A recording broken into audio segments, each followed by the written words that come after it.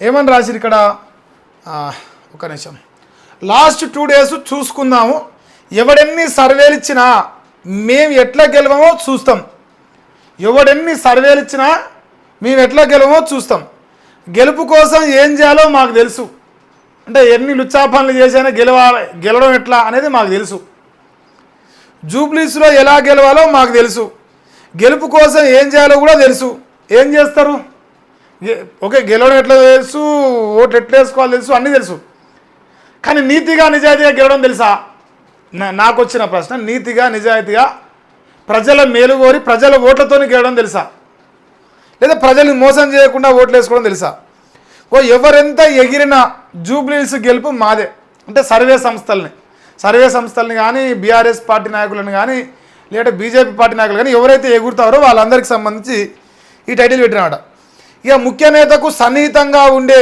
ఓ minority యువ leader full ధీమా వ్యక్తం చేస్తూ ఒక మైనార్టీ యువ లీడర్ అట మరి ఆయన ఎవరో నిన్నమన్నా ఫైన్ కురేసి అంటారు మరి గసముంటే ఆయన ఇట్లా ఏమన్నా ఎందుకంటే ఆయన మన అందాల భావాలను ఎంతో ఆగం చేసి పంపించారో తెలుసు అది మనం చూసిన సందర్భంగా కానీ ఒక మైనార్టీ యువ లీడరు ఒక ముస్లిం సంబంధించిన కాంగ్రెస్ పార్టీ యంగ్ లీడర్ అట మరి ఆయన చెప్తానట ఎవడు ఎన్ని చేసినా ఎవడు ఎన్ని సర్వేలు ఇచ్చినా ఎవడెవడు బీఆర్ఎస్ గెలుస్తుందని చెప్పినా ఇంకా ఏం చేసినా మాకు తెలిసి ఎట్లా గెలవాలో ఎట్లా ఓట్లు వేసుకోవాలో లాస్ట్ 2 రోజులు చాలు మాకు మీరు ఎంతైనా చేసుకోరు మీరేం ప్రచారం అయినా చేసుకోరు మాకు సంబంధం లేదు ఇక్కడ నాకు ఈ సందర్భం ఒక డౌట్ కూడా వచ్చింది నిన్న నుంచి ఒక కథ అల్లుతా ఉన్నారు ఈ చింతపండు మల్లిగాని కుక్కల ముఠ ఉంటుంది యూట్యూబ్లో ఆ కుక్కల ముఠ ఒకటి అల్లుతా ఉంది జూబ్లీస్లో గెలవబోయేది కాంగ్రెస్ అని ఒక అల్లుతా ఉంది అంటే దీన్ని బేరీజు వేసుకొని ఏమన్నా అల్లుతున్నారా అంటే లాస్ట్ 2 days మొత్తం మనమే అల్లేస్తా ఉన్నాం జూబ్లీస్ని మీరు చెప్పుకోరని చెప్పేసి ఏమన్నా చెప్పిరా కాంగ్రెస్ వాళ్ళు అనేది నాకు ఒక ప్రశ్న ఇంకా విషయాన్ని లీక్ చేసిన కాంగ్రెస్ యువ ఎమ్మెల్సీ ఎవరు మరి ఆయన పేరు కూడా రాలే ఎంత డౌట్ అంటే అన్ని క్వశ్చన్ మార్క్ అనమాట నేను అనుకుంటాను నిన్నమన్న ఆయన ఎమ్మెల్సీ అయింది కదా ఆయన పేరు ఏం పేరు ఆయన పేరు కూడా చక్కగా గుర్తులేదు ఆ ఎన్ఎస్సిఐ నుంచి బలుమూరి ఆయన ఈ సమాచారం కావచ్చు అని నేను అనుకుంటాను యువ ఎమ్మెల్సీ అంటే గాయనే ఉన్నాను నాకు తెలిసి మరి కాంగ్రెస్ ఎంఐఎం కలిసి రిగ్గింగ్ చేసే ఛాన్స్ ఉందట ఇక అనుమానాలు వ్యక్తం చేస్తున్న జూబ్లీస్ ఓటర్లు అంట ఇప్పటికే జూబ్లీస్లో దొంగ ఓట్లు బయట పెట్టిన బీఆర్ఎస్ స్పెల్లింగ్ తప్పు పడ్డది ఎవడే వీడు ప్రతిసారి ఇప్పుడు జూబ్లీస్లో దొంగ ఓట్లు ఉన్నాయనేది బీఆర్ఎస్ పార్టీ బయట పెట్టింది 35,000 ఓట్లుగా వాళ్ళు నిర్ధారించి వాళ్ళ ఎన్నికల సంఘాన్ని ఫిర్యాదు చేశారు ఇప్పుడు కాంగ్రెస్ ఎంఐఎం కలిసి దోస్తీ చేస్తాను ఇక ఎక్కడా కూడా కాంగ్రెస్ ఎంఐఎం అసలు దోస్తీ లేదు అనడానికి లేదు కానీ సిగ్గుతప్పిన విషయం ఏంటంటే రేవంత్ రెడ్డి బతిమిలాడినా కూడా అసదుద్దీన్ ఓవైసీ క్యాంపెయిన్కి వస్తలేడు ఇక రేవంత్ రెడ్డి సిగ్గు లేకుండా మేము ఎంఐఎం అంతా కలిసే ఉన్నామని ఆయన చెప్పుకుంటాను డప్పు కొడతాను 7 సీట్లు ఉన్నోడిని బతలాడతానికి 65 సీట్లోడు వంగబడతాడు 65 సీట్లున్నోడు వంగబడి 7 సీట్లు నా దోస్తు అంటాడా 7 సీట్లున్నోడు వచ్చి నా దోస్తు 65 సీట్లు అంటాడా ఇది ఈ రాష్ట్రంలో జరుగుతుంది ఇంకా ప్రపంచంలో జరగకపోవచ్చు సో అంత చండాలమైన పరిస్థితిలో కాంగ్రెస్ పార్టీ ఉన్నది ఇక మా రేవంతుల వారైతే పూర్తి స్థాయిగా ఇంకా ఏదేమైనా ఇట్లా బొమ్మ వేసిండు ఇక మనం గెలుస్తాన్నాం ఇంకా కొన్ని గంటల్లో జూబ్లీస్ ఉప ఎన్నిక ప్రచారానికి తెరబడనుంది 9వ తారీఖు రోజు ఈరోజు 7వ తారీఖు ఇంకా 2 రోజులు ఉన్నది 48 గంటలు ఉన్నది ఎగ్జాక్ట్గా ఇటు సర్వే రిపోర్ట్లు అటు గ్రౌండ్ రిపోర్ట్లు ఏది అనుకూలంగా లేకపోవడం ఇంకోవైపు వ్యూహాలన్నీ బెడిసికొట్టిన నేపథ్యంలో అధికార కాంగ్రెస్ చివరిగా దొడ్డిదారిని నమ్ముకున్నట్లు వార్తలు వస్తున్నాయి ఎలాగైనా గెలవాలని బలంగా ఫిక్స్ అవ్వడం వల్ల పెద్ద ఎత్తున రిగ్గింగ్కు పాల్పడేందుకు రంగం సిద్ధం చేసుకున్నట్టు తెలుస్తుంది రూలింగ్ పార్టీ కావడం వల్ల ఉండే బెనిఫిట్స్ను చివరి నిమిషం వరకు పుష్కలంగా వాడుకోవాలని డిసైడ్ అయినట్లు సమాచారం ఆఖరికి అల్లర్లు సృష్టించైనా సరే అనుకున్నది చేసి తీరాలని తీవ్ర పరిణామాలకు సైతం సిద్ధపడినట్లు తెలుస్తుంది వీటన్నిటి దృష్ట్యా నవంబర్ 11న ఏం జరగబోతుంది అని క్వశ్చన్ మార్క్ వేసి అన్న ఉత్కంఠ రాష్ట్రవ్యాప్తంగా నెలకొన్నది ఇది వాస్తవమా కాదా నవంబర్ 11 తారీఖు నాడు ఓటింగ్ జరుగుతున్న చివరి క్షణాలలో చివరి గంటల్లో లేదంటే మధ్యాహ్నం తర్వాత ఏం జరగబోతుంది అనేది ఈ రాష్ట్ర ప్రజలు ఉత్కంఠగా చూస్తారు అంటే కాంగ్రెస్ పరిస్థితి ఏదైనా పక్కన పెడితే ఎంఐఎం చరిత్ర గత చరిత్ర మొత్తం పుటలుగా తీసిన మొత్తం దొంగ ఓట్లే ఉంటాయి అది నేను చెప్పడం కాదు, నా సొంత కవిత్వం కాదు. ఇదే కాంగ్రెస్ పార్టీలో కాంగ్రెస్ పార్టీ నుంచి నాంపల్లి నుంచి పోటీ చేసిన ఫిరోజ్ ఖాన్ ఎన్నోసార్లు చెప్పిండు 6 లక్షల దొంగ ఓట్లు ఉంటాయి హైదరాబాద్ పార్లమెంట్లో. ఈ దొంగ ఓట్లు అనేది లేకపోతే కాంగ్రెస్ ఎంఐఎం పార్టీ గెలవదు, నాంపల్లిలో నన్ను ఓడగొడతా కూడా దొంగ ఓట్లే అని చెప్పేసి గగ్గోలు పెట్టిండు. అట్లా గగ్గోలు పెట్టిన కార్యకర్తను అవమానించి ఎవడైతే ఎంఐఎంతో కొట్లాడుతుండో ముస్లింల నుంచి వచ్చి ఎంఐఎంని ఎదుర్కొని నిలబడతా ఉండో కాంగ్రెస్ పార్టీ వైపున, అట్లాంటి నమ్మిన బంటును ఇలా నడి బజార్లో కత్తి పెట్టి కోసి తడిబట్ట పెట్టి కోసి అలా ఈ రాష్ట్రంలో కాంగ్రెస్ పార్టీ ఎంఐఎం సంకనాకుతూ అట్లాంటి నిజమైన కాంగ్రెస్ కార్యకర్తలను మోసం చేస్తూ ఈ దొంగ ఓట్లు వేసే దొంగల సోపతి చేసి ఏదైతే కాంగ్రెస్ పార్టీ ఇన్ని రోజులు దొంగ ఓట్ల పైన ఫైట్ చేస్తున్నాం అని ఒక కలరింగ్ ఇచ్చిందో అదే లత్కోరు దొంగ ఓట్లతో గెలవాలనే కుట్ల ప్రయత్నాలు చేసినానికి ఇక చాలామంది ప్రజలు నమ్ముతున్నారు. ఇక దీంట్లో నమ్మకపోవడం ఇంకోటి లేదు, పూర్తి స్థాయిగా నమ్మడానికి అవకాశాలు ఉన్నాయి. ఎందుకంటే ఈ చరిత్ర రస వంటిది, వాళ్ళ నీచమైన ఎంఐఎం చరిత్ర రస వంటిది. అది ముస్లింలే చెప్తారు, మనం చెప్పే అవసరం లేదు. సో అందువల్ల మరి ఈ దొంగ ఓట్లతో గెలవాలనుకుంటారు. చివరి 2 రోజులు లేదు, చివరి కొన్ని గంటలు, చివరి 2 రోజులు మద్యం ఏర్లై పారుతుంది. అక్కడ ఎలాంటి రిస్ట్రిక్షన్స్ ఉండవు, ఇక డబ్బుల కట్టలు ఏర్లై పారుతాయి. అది ఈ పార్టీ ఆ పార్టీ అని సుఖమైన పార్టీ అని ఎవరు చెప్తారు, అందరు లంగలే, ఎవరు సుఖమేం కాదు. కానీ అందులో మెజార్టీ కాంగ్రెస్ పార్టీ నిలబోతాను.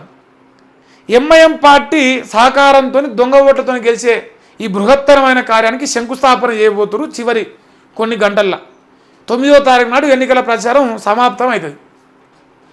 ఇది ఫస్ట్ పాయింట్. ఇంకో ఇక్కడ ఒక పాయింట్ వేసిన 100% రిగ్గింగ్కు ఛాన్సు, జూబ్లీస్లో ఏదైనా జరగవచ్చు, కాంగ్రెస్ ఎంతకైనా తెగించగలదు, నవీన్ యాదవ్ రిగ్గింగ్ చేసే ఛాన్స్ ఉంది, మజ్లిస్తో కలిసి అల్లర్లు సృష్టించే అవకాశం ఉంది, రేవంతే హోమ్ మినిస్టర్గా ఉన్నారు, ప్రశాంతంగా జరుగుతాయని నమ్మకం లేదు, సీసీ కెమెరాలు ఏర్పాటు చేయాలి, కేంద్ర పథకాలు రప్పించండి, ఈసీకి బీఆర్ఎస్ ఎంపీల ఫిర్యాదు. సో ఎన్నికల సంఘానికి వాళ్ళు ఫిర్యాదు చేశారు, మాకు నమ్మకం లేదా వాడు దొంగ, అసలు దొంగతోని మేము పోటీ పడతాను, మరి ఏడిపోయిన ఆయన రౌడీ షీటర్ అంటారు, మరి ఆ రౌడీ షీటర్ల చరిత్రతో మా కార్యకర్త ఎదుర్కొనే పరిస్థితి లేదు. ఇప్పుడు ఆ ప్రచారానికి పోతేనే మా కార్యకర్తలు బెదిరింపులకు పాల్పడతారు, మరి అసౌండ్ చరిత్ర కలిగినోడు పోటీలో ఉన్నప్పుడు మా భయాలు మాకుంటే మళ్ళీ ఎంఐఎంఓని సోపతి గతంలో ఎంఐఎం నుంచి పోటీ చేసిన చరిత్ర కలిగినోడు. సో ఇన్ని రకాలుగా మాకు ఆందోళన ఉన్నాయి, మరి మాకు అవకాశం ఇవ్వండి, ఈ దొంగ ఓట్ల నుంచి మమ్మల్ని కాపాడండి, ఈ రిగ్గింగ్ నుంచి మమ్మల్ని కాపాడని చెప్పేసి వాళ్ళు కంప్లైంట్ ఇచ్చారంట. ఎంపీలు అందరూ కలిసి పోయారట. ఇగో ఎట్లయినా మనం గెలవాలి, అందరూ కలిసి పని చేయండి, ఇంటింటికి తిరగండి, మనం చేసిన పనులు చెప్పండి, జూబ్లీస్ ప్రచారంపై రేవంత్ సమీక్ష. ఇక్కడ మేము ఏదైనా ఈ పని చేసామని చెప్పడానికి వీళ్ళకి ఏం లేదు, ఎంతసేపు డప్పు కొడతారు అంతే, ఏం చేసిరో చెప్పడానికి లేదు. వాళ్ళు మరి దొంగ ఓట్లు కూడా వేపిరని ఓ స్టేట్మెంట్ ఇస్తే కూడా బాగుంటుంది. అది కూడా ఒక ముఖ్యమంత్రిగా తన స్థాయికి తగ్గట్టుగా ఉంటుంది. నాకు తెలిసి సర్వేలు మేము నమ్మం, ఓట్లు ఎవరికి వేయాలో జనం డిసైడ్ కాలే, ముస్లింల మెప్పు కోసమే సీఎం మాటలు మాట్లాడుతుండు, కాంగ్రెస్ వ్యక్తిగత విమర్శలతోనే ప్రచారం చేస్తుంది, 6 గ్యారెంటీలు 420 హామీల ఊసేయలేదు కేంద్ర మంత్రి కిషన్ రెడ్డి గారు. ఇప్పుడు ఈయన పాత చింతకాయ పచ్చడ, ఇంకా అదే సర్వేలు మేము నమ్మం, మేమే గెలుస్తాను, ఇది అందుకే అంబర్పేటలో పోటీ చేయలేదు, గెలుస్తాను సర్వేలు నమ్మకుండానే. ఆయన ఏదో కథ నడుస్తాను కానీ ఆయన వదిలేదు. ఇది మేజర్గా ఇప్పుడు ఈరోజు మరి నాకు అనిపించిన ఇంపార్టెంట్ న్యూసే, మరి మీకేమన్నా ఇంపార్టెంట్ అనిపిస్తే చెప్పరు. అయితే ఇక్కడ ఒక వార్త వచ్చింది, ఇలా మా అన్న పులి రాపిచ్చింది ఈ వార్త. మా అన్ననే రాపిస్తాడు, పైసలు ఇచ్చాయా రాయిరా అంటే రాస్తారు. ఏమంటానంటే రాబోయే 3 రోజులు అలర్ట్గా ఉండండి, జూబ్లీస్లో గెలిచేది మనమే, అయినా అలసత్వం పనికిరాదు.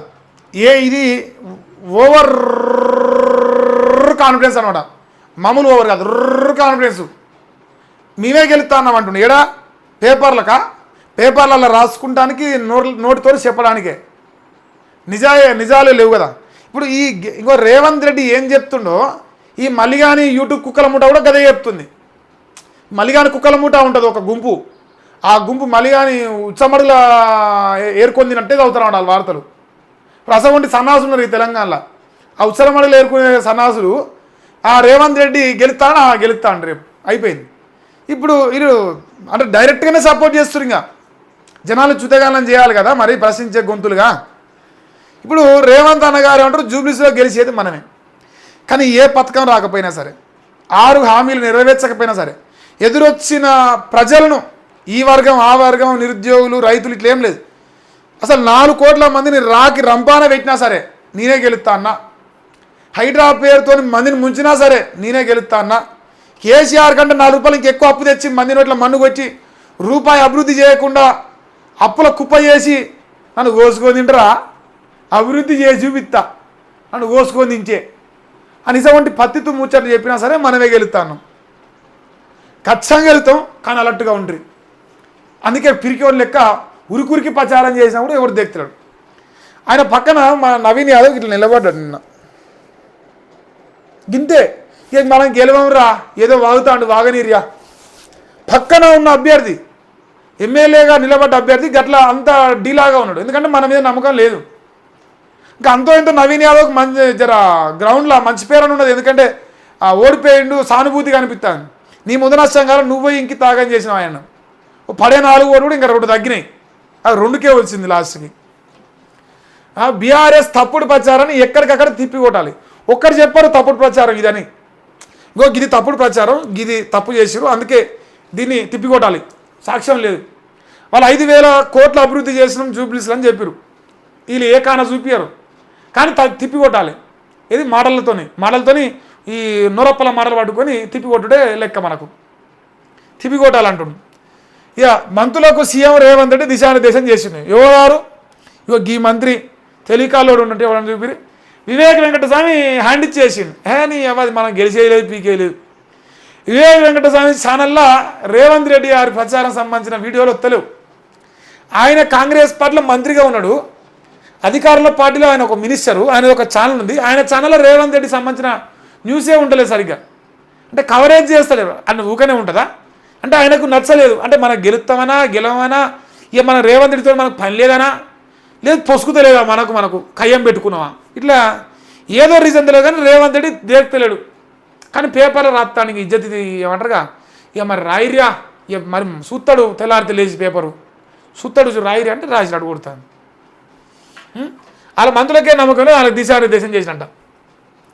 ఇంకో ఇంటింటికి వెళ్ళి స్కీములు వివరించండి.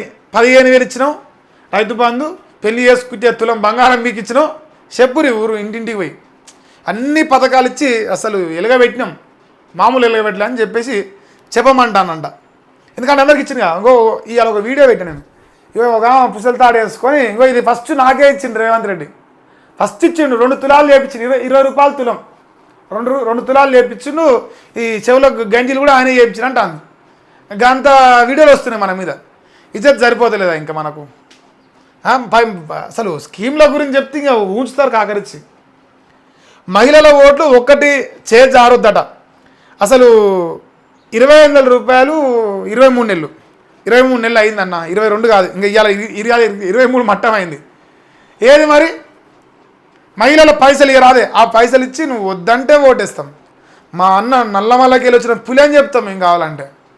మహిళల ఓటు అంటే పక్క జరగొద్దట, ఏం చేసిరని జరగొద్దు. పోలింగ్ శాతాన్ని పెంచేందుకు కృషి చేయాలి, పోల్ మేనేజ్మెంట్ దొంగ ఓట్లు వేయాలి అని చెప్పాలి. పోల్ మేనేజ్మెంట్కు పకడ్బందీ ప్లాన్ చేసుకోవాలి, దొంగ ఓట్లు ఎట్లా వేసుకోవాలో ఎంఐఎం దగ్గర నేర్చుకోవాలంట పకడ్బందీగా. సో ఓట్లను ప్రతిపక్షాలు గందరగోళానికి గురి చేయొచ్చు ఓటర్లనంట. అప్రమత్తంగా ఉండి కాంగ్రెస్కు భారీ మెజార్టీ దక్కేలా చూడాలని. ఈ స్క్రిప్ట్ అంతా ఏం తెలుసా, ఈ మలిగాని కుక్కల మూట ఉంటుంది కదా, ఆ కుక్కల మూట మొత్తం ఇలా వాగాలి ఇదంతా. ఒరే ఇంకో నేను రాస్తానా మీరు వాగురియా, ఇంకా కొడుకులు ఇది ఇదే వాగుతారు. మల్లిగాని కుక్కల మూట మొత్తం ఇదే వాగుతుంది ఇలా. ఇంకా ఉంది కదా ప్రశ్నించే గొంతుల మూట, మందిని ముంచే కొడుకులు అందరూ ఒక గుంపు అయ్యారు. ఆ గుంపు నా కొడుకులు మరి ఈ డైలాగులు వేస్తారు ఇలా. ఇక జూబ్లీస్లో కాంగ్రెస్ గెలుస్తానంట. జూబ్లీస్ నియోజకవర్గంలో గత ఎన్నికల్లో జరిగిన పోలింగ్ శాతాన్ని పరిశీలిస్తే 40 నుంచి 50% దాటలేదు.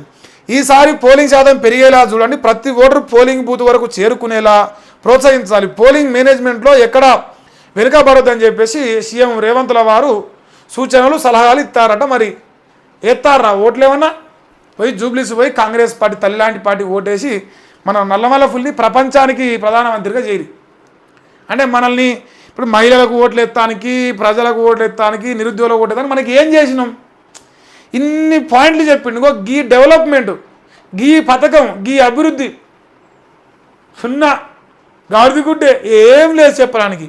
సొల్లు వాగుతాడు. ఇక సొల్లు వాగుతానికే ఇక రోజు మాట్లాడతాను మళ్ళీ ఆ సొల్లు కూడా.